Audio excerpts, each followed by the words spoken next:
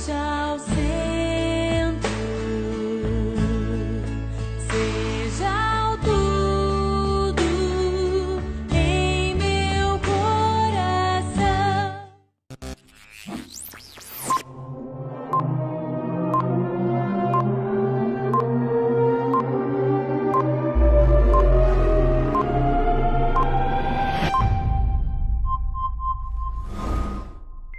Olá, aqui estamos novamente, graças a Deus.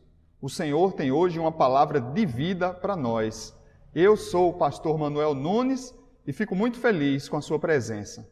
Vamos começar adorando o Senhor? Eis-me aqui.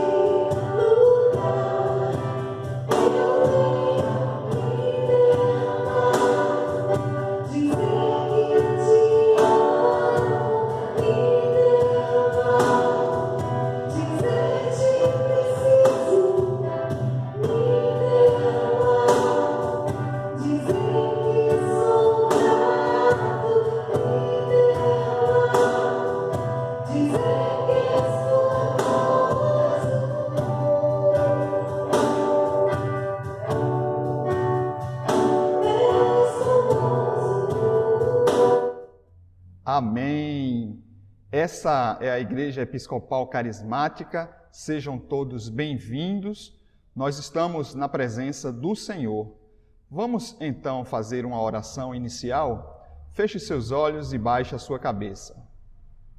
Senhor meu Deus e meu Pai, graças te damos, Senhor, por nossa vida, por mais este dia, pelo ar que respiramos, por nos teres reunido neste lugar, Senhor, que Tu possa falar hoje ao nosso coração. Abençoa nossa vida, nossa igreja e nossa família. Em nome de Jesus. Amém. Amém, queridas e queridos. Hoje vamos aprender que Jesus Cristo é o alicerce de uma vida frutífera. Vamos ler a palavra de Deus que está no Evangelho de Jesus Cristo, conforme Mateus, no capítulo 21, dos versos 33 ao 43. Mateus, do capítulo 21, dos versos 33 ao 43. Vamos fazer a leitura juntos? Jesus, falando aos sacerdotes e anciãos, disse: Ouçam outra parábola. Havia um proprietário de terras que plantou uma vinha, colocou uma cerca ao redor dela, cavou um tanque para prensar as uvas e construiu uma torre. Depois arrendou a vinha a alguns lavradores e foi fazer uma viagem. Aproximando-se a época da colheita, enviou seus servos aos lavradores para receber os frutos que lhe pertenciam. Os lavradores agarraram seus servos, a um espancaram, a outro mataram e apedrejaram o terceiro. Então enviou-lhes outros servos em maior número, e os lavradores os trataram da mesma forma. Por último, enviou-lhes seu filho, dizendo: A meu filho respeitarão. Mas quando os lavradores viram o filho, disseram uns aos outros: Este é o herdeiro. Venham, vamos matá-lo e tomar a sua herança. Assim, eles o agarraram, lançaram-no para fora da vinha e o mataram. Portanto, quando vier o dono da vinha, o que fará aqueles lavradores? Responderam eles: Matará de modo horrível esses perversos e arrendará a vinha a outros lavradores, que lhe deem a sua parte no tempo da colheita. Jesus lhes disse: Vocês nunca leram as Escrituras? A pedra que os construtores rejeitaram tornou-se a pedra angular. Isso vem do Senhor e é algo maravilhoso para nós. Portanto, eu lhes digo que o reino de Deus será tirado de vocês e será dado a um povo que dê frutos do reino. Este é o Evangelho do Senhor. Louvado sejas, ó Cristo. No texto que lemos, encontramos uma história que era muito conhecida naquela época, de modo que os ouvintes entenderam perfeitamente o que Jesus queria dizer.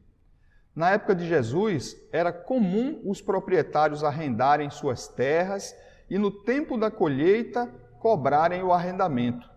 A renda podia ser paga de 3 formas. Podia ser paga em dinheiro, com uma quantia das frutas, ou através de um percentual da colheita como pagamento.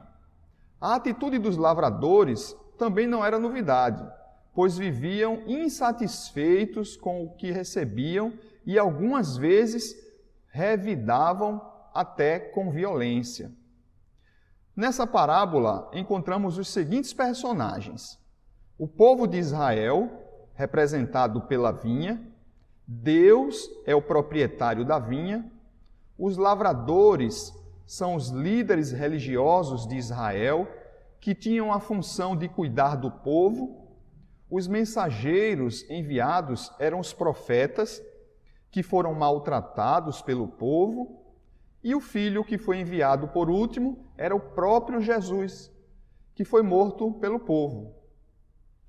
Bem, esta é outra parábola fantástica e bastante comum, como eu já disse, para aquela época, de modo que todos aqueles anciãos e sacerdotes que ali estavam ouvindo, desde o domingo anterior, quando nós lemos a outra parábola, eles entenderam perfeitamente o que Jesus realmente queria dizer através daquela parábola. Como sabemos, toda parábola de Jesus, ela tem um propósito específico, e apenas um, que é falar sobre as coisas do reino. Nessa não é diferente, mas há um detalhe nessa parábola em especial que nos deixa bastante tranquilos, porque ela é uma parábola quase que literal. Então, não tem como nós interpretarmos muitas coisas diferentes daquilo que Jesus queria nos dizer com esse texto. Portanto, nós entendemos também perfeitamente o que Jesus queria dizer, principalmente quando nós destacamos cada personagem e trazemos a função de cada um deles. E eu queria compartilhar algumas coisas com vocês acerca deste texto, acerca desta parábola, que pode ser aplicada em nossa vida, em nossos dias. Essa parábola nos fala de muitas coisas, mas em primeiro lugar, ela nos fala da confiança e paciência de Deus em nós humanos. Ora, o texto diz que o dono da terra arrendou a sua terra a uma outra pessoa e esta pessoa não recebeu nenhuma instrução específica de como deveria tocar o negócio. Simplesmente o dono a arrendou e deixou nas mãos dele. É assim que Deus faz conosco. Deus criou todas as coisas, criou o mundo, criou os animais, criou toda a natureza e nos entregou para que nós administremos da melhor forma. É bem verdade que nem sempre nós administramos da melhor forma. Muitas vezes nós degradamos a natureza, muitas vezes nós maltratamos outras pessoas, matamos outras pessoas. Ao longo da história nós temos visto isso, mas a verdade é que, em primeiro lugar, esta parábola nos fala da confiança e da paciência de Deus conosco.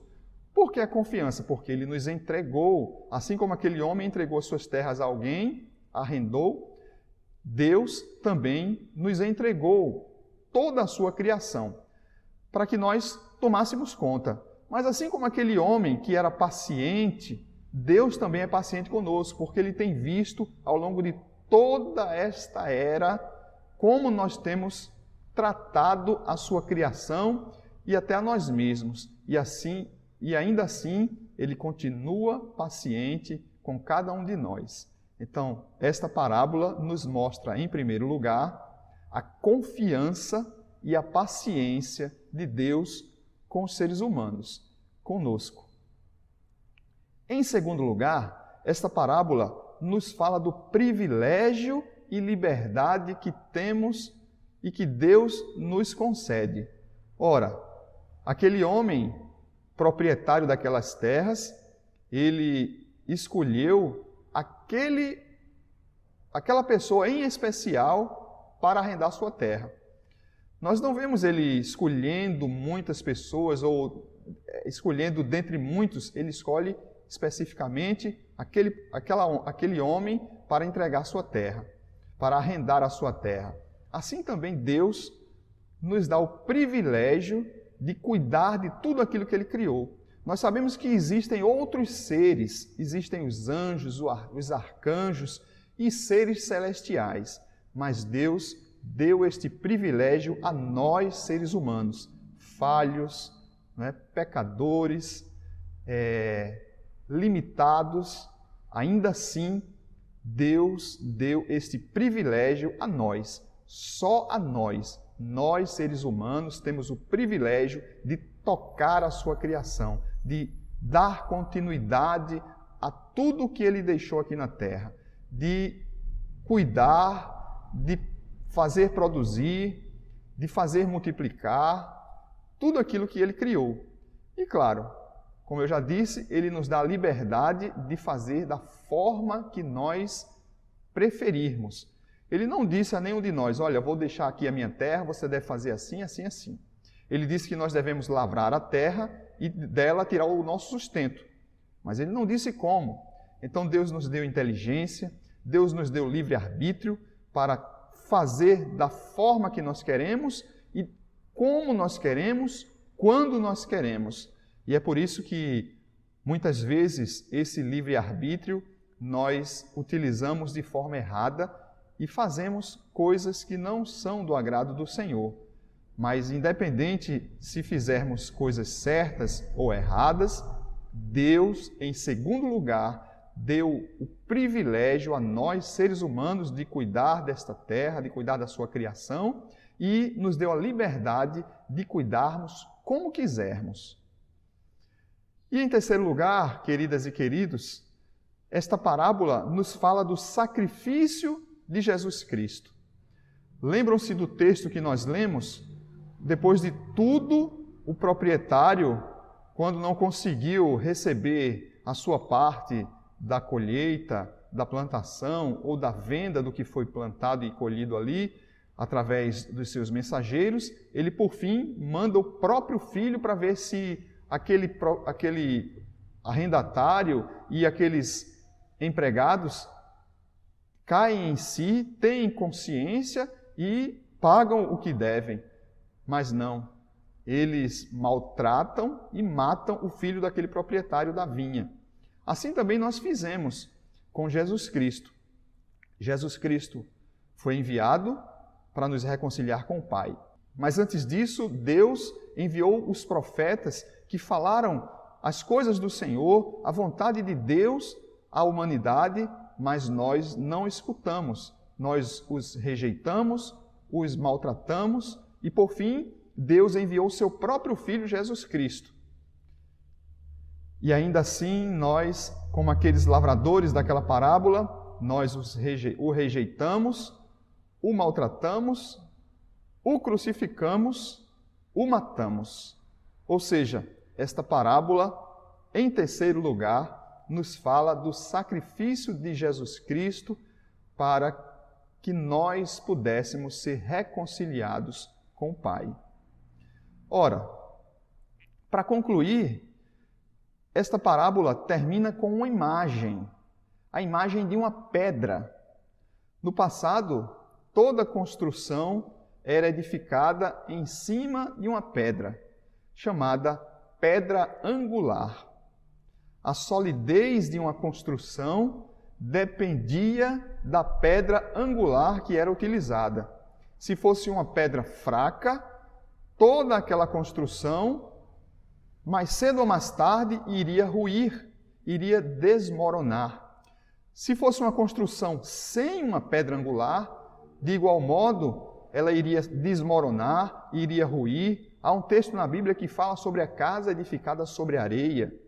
Quando os ventos dão, ela não suporta e desmorona. Já a outra casa, no mesmo texto da palavra de Deus, que é construída sobre a rocha, os ventos podem ser fortes, a chuva, as tempestades, mas aquela casa permanece firme, porque foi construída sobre a rocha.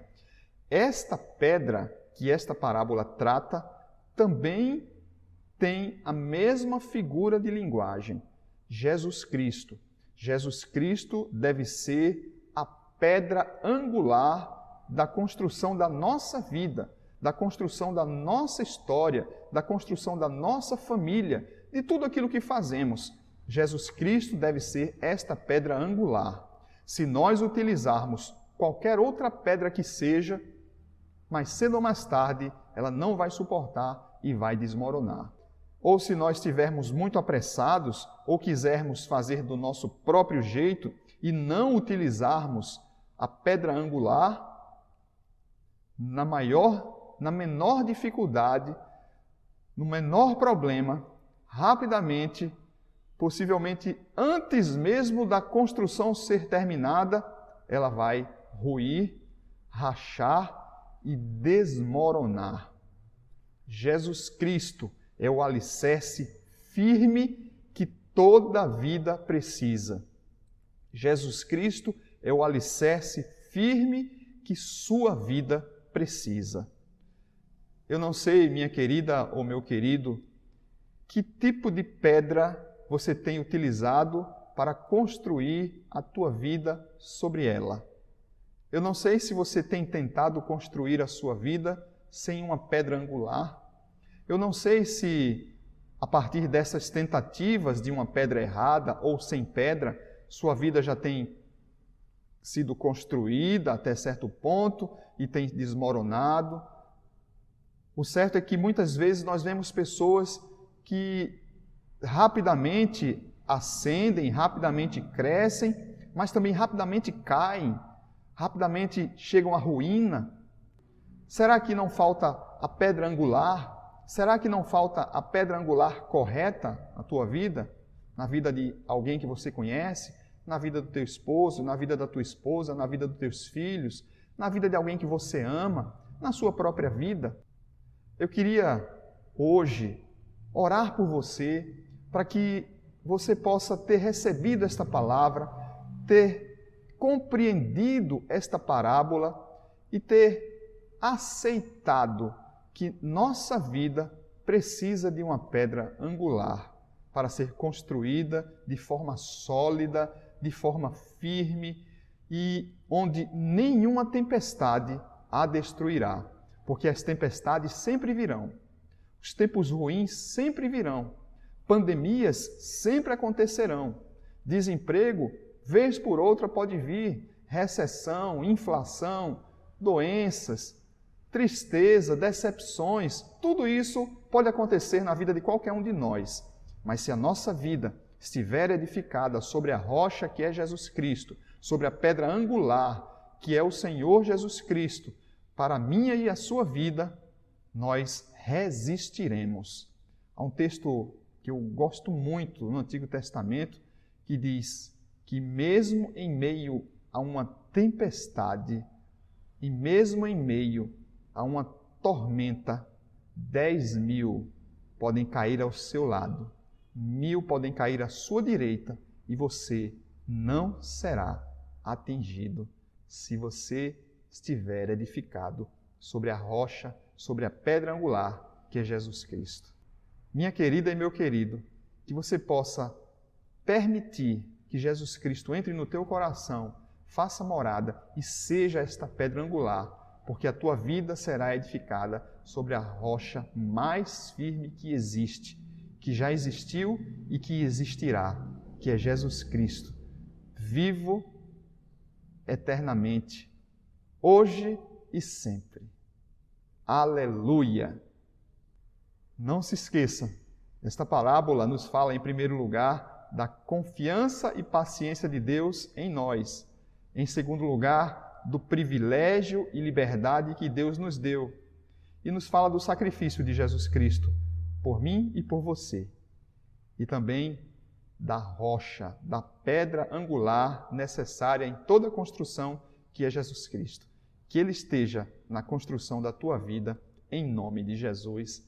Amém. Graças a Deus. Queridas e queridos, vamos orar mais uma vez? Feche seus olhos e baixe a sua cabeça.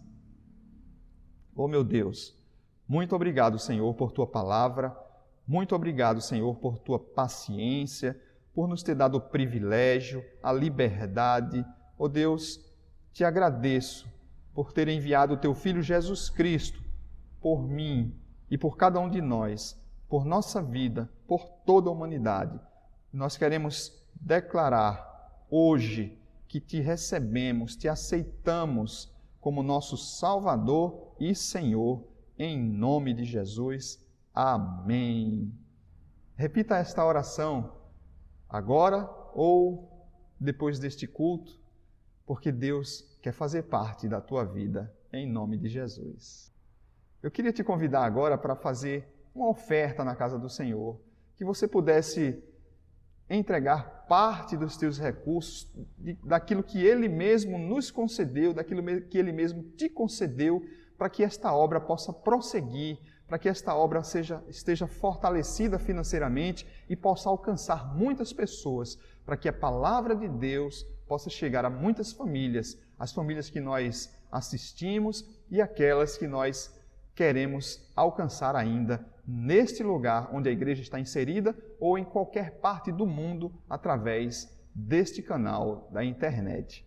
Então, te pedi agora para fazer uma oferta. Vou te passar os dados de nossa conta corrente no Banco do Brasil, uma conta pessoa jurídica, onde você pode fazer uma oferta de qualquer valor. Se você for membro da igreja, não esqueça do compromisso com Deus de entregar teus dízimos e as tuas ofertas na casa do Senhor. Amém? Banco do Brasil, agência 3501, dígito 7, conta corrente número 29091, dígito 2. É isso aí. Agradecemos a sua oferta. Nossos cultos na igreja acontecem todos os domingos presencialmente às 19 horas. Então nós temos cultos presenciais em nossa igreja, aqui no bairro de Mangabeira, na cidade de João Pessoa, Paraíba. Então se você estiver visitando João Pessoa ou se você mora em João Pessoa, vem aqui na igreja, queremos te conhecer, traga a sua família, você será muito bem recebido, muito bem recebida. Se você estiver longe de João Pessoa, em qualquer lugar do Brasil ou do mundo, continue acompanhando nossos cultos pela internet, por este canal do YouTube. Nós também temos cultos online todas as quintas-feiras, às 20 horas e todos os domingos, às 19 horas. Esperamos contar com você em todos os cultos.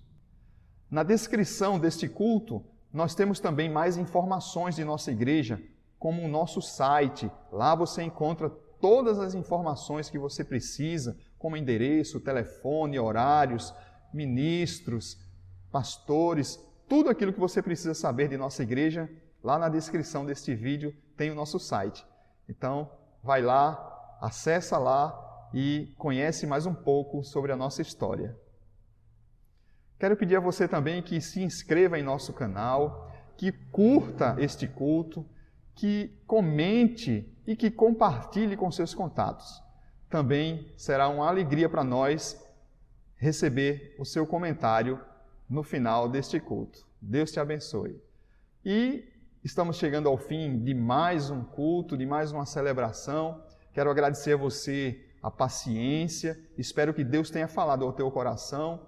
Se você gostou, venha novamente quinta-feira às 20 horas ou domingo às 19 horas. Se você não gostou de alguma coisa, dá mais uma chance. Pode ser que no próximo seja melhor, tá bem? Que a bênção de Deus, do Pai, Filho e Espírito Santo seja sobre a sua vida, sobre esta igreja, sobre todas as igrejas, sobre a tua casa, a tua família, sobre todo o povo de Deus espalhado pela face da terra, hoje e sempre. Amém. Vamos na paz de Cristo, sejamos fortes, corajosos e corajosas no testemunho do Evangelho entre todas as pessoas, servir ao Senhor com alegria, no poder do Espírito Santo. Aleluia! Amém. Vamos em paz e que o Senhor nos abençoe. Temos um cântico ainda, uma música. Acompanhe até o final. Temos ainda ali alguns avisos sobre nossos aniversariantes deste mês. Parabéns a todos e a você. Deus te abençoe.